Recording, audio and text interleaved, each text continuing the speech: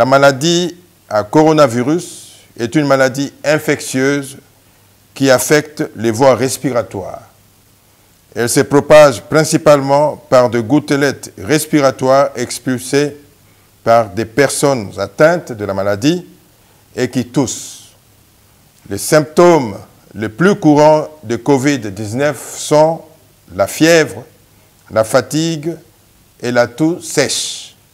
Certains patients présentent des douleurs, une congestion nasale, un écoulement nasal, des maux de gorge ou une diarrhée. Ces symptômes apparaissent de manière progressive. Certaines personnes, bien qu'infectées, ne présentent aucun symptôme. Quelques mesures de protection pour tous pour éviter la contamination. Se laver fréquemment et soigneusement les mains avec une solution hydroalcoolique ou à l'eau et au savon. Maintenir une distance d'au moins 1 mètre avec les personnes qui toussent ou qui éternuent. Éviter de se toucher les yeux, le nez et la bouche. En cas de toux ou éternuement, il faut se couvrir la bouche et le nez avec le pli de coude ou avec un mouchoir à jeter immédiatement après. Si vous ne vous sentez pas bien, restez chez vous. En cas de fièvre, de toux et de difficultés respiratoires, consultez un médecin après l'avoir appelé et suivez les instructions des autorités sanitaires locales.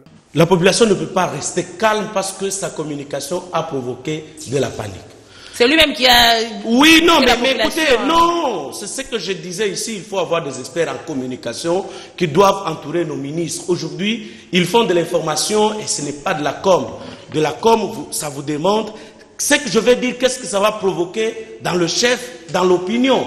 Mais aujourd'hui, il a provoqué de la panique au lieu d'apaiser la population. En tout cas, il a provoqué de la panique. Parce que c'est lui-même qui était passé à la télévision pour dire que les mesures avaient été prises. Luc l'a répété ici. Bon, quand il est venu dans l'avion, en descendant, vous savez comment ça se passe chez nous, vous l'avez dit.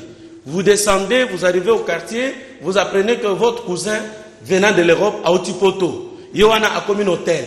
Qu'est-ce qu'on fait? On court vite pour prendre les habits, chemises, consorts, parfums, et ainsi de suite. C'est qu'on a couru là-bas. Hein? Quelles sont ces personnes? Aujourd'hui, l'évacuer, ce n'est plus à Kinkole, dont Eteni nous avait parlé, mais par contre, c'est à Sino-Congolais. Et Sino-Congolais, il est logé dans une chambre où il n'y a ni douche, ni toilette. Donc, ce qui fait qu'il va exploiter les toilettes et la douche de tout le monde. Combien de gens va-t-il...